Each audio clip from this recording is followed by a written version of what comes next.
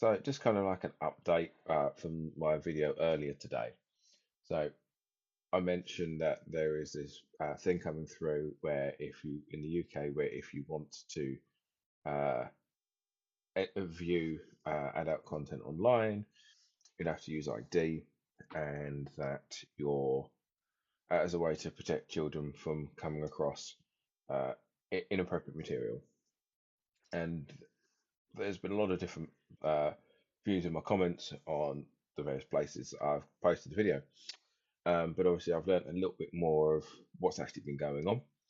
So, one of the reasons this uh, pro, this signatory thing has come up is because that people are worried about their data, which is understandable.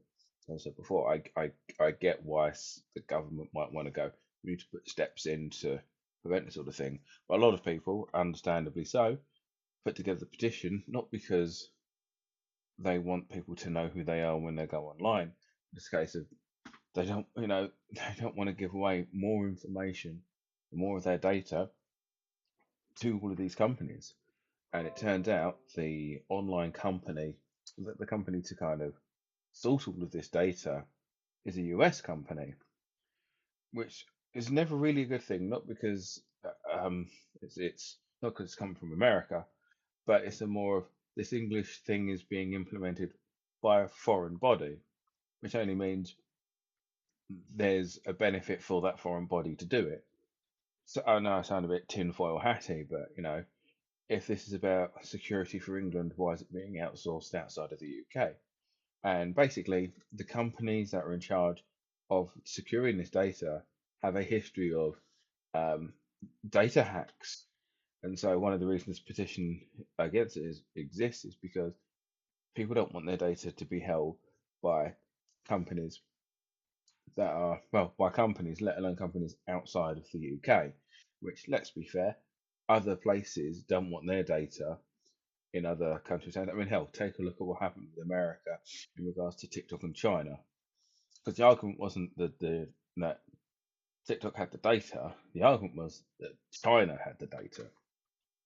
So anyway, so that's one of the things. And also, these places have also had a history of being hacked, and so people don't want their personal information it being owned by a company, well, being owned by a company, not the government, and it being a foreign company rather than a home company, and the fact that oh, can just be hacked and just be leaked.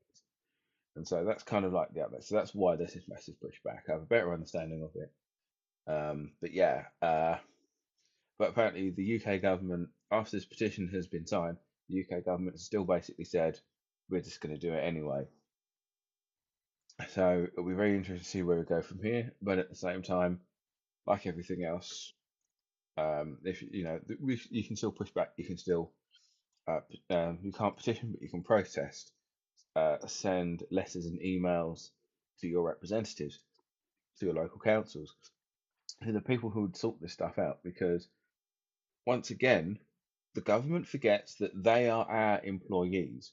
They work for us, not the other way around. And if enough people go, we don't want this, and they don't do it, then they're not doing their jobs.